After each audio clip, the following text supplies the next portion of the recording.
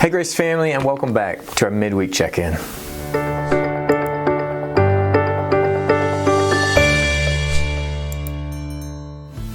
So last Sunday, we continued on in the middle of our mission and vision series, and we landed on level 4, which is all about transformational living.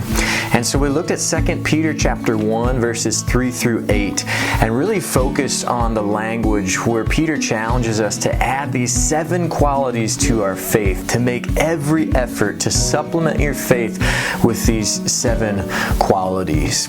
And so we really talked about how when we look at a list like that, we can't do that on our own. And so as that passage talks about, it's God's power, it's God's promises, and it's His participation that allows us to all be active in this process. And so we really just landed on that. This is so far beyond us. We can't mold and shape ourselves. We can't become better on our own. We can't earn our way closer to Him. But what we can do is fully depend and rely on Him and partner with Him, become active with God, make every effort to supplement our faith with these things. And so when we partner with God and let His power, promises, and participation work through us, then we have the ability to look at a list like this and these 7 qualities and add them to our faith, and if these are yours and are increasing. And so that's what transformational living is all about. And I kind of just want to meet you in the middle of your week and encourage you in that process. I've got a couple of verses out of Ephesians chapter 4 I wanted to read. This is Ephesians 4 starting in verse 22. And it says this. It says to put off your old self, which belongs to your former manner of life and is corrupt through deceitful desires, and to be renewed in the spirit of your minds, and to put on the new self, created in the likeness of God in true righteousness and holiness.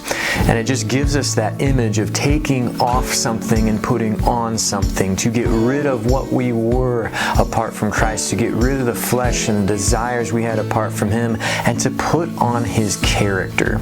And so in talking about that, I wanted to just encourage you and challenge you, maybe for the rest of this week, maybe for the month, maybe when the new year turns, you make it a New Year's resolution, but do something as simple as taking those 7 qualities from 2 Peter and just pray through them daily. You know, the sheet that I handed out, the summary paragraph with the definitions of what each one of those words mean, pray through that, and just in that way you're partnering with God and His power and His promises to a life of transformational living. So whether it's 2 Peter 1 through 8, or a passage like Ephesians 4, Colossians 3 also talks about taking off the old self, putting on the new self, clothing yourself with Christ's righteousness, anything in those lines. If we're to open God's Word and pray through passages like that, it's really going to set the tone for us and a pattern and a lifestyle of transformational living. It's not just something that we arrive at, but it's really a journey, and it's a lifelong process of partnering with God and becoming like God for the glory of God. So church, looking ahead to this next Sunday, we're going to move on to level 5, which is multiply and multiplying disciple makers.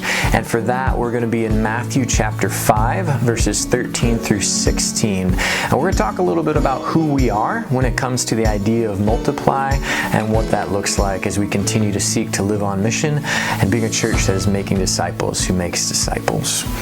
So church, know that I am praying over you. Take time to pray through a list like that we talked about, those 7 qualities, or pray through Ephesians 4 or Colossians 3, and let's just partner with God in that transformational living so that it leads to that multiplication effect. So have a great rest of your week. Know I'm praying over you, and we look forward to seeing you back here Sunday morning at 9 a.m.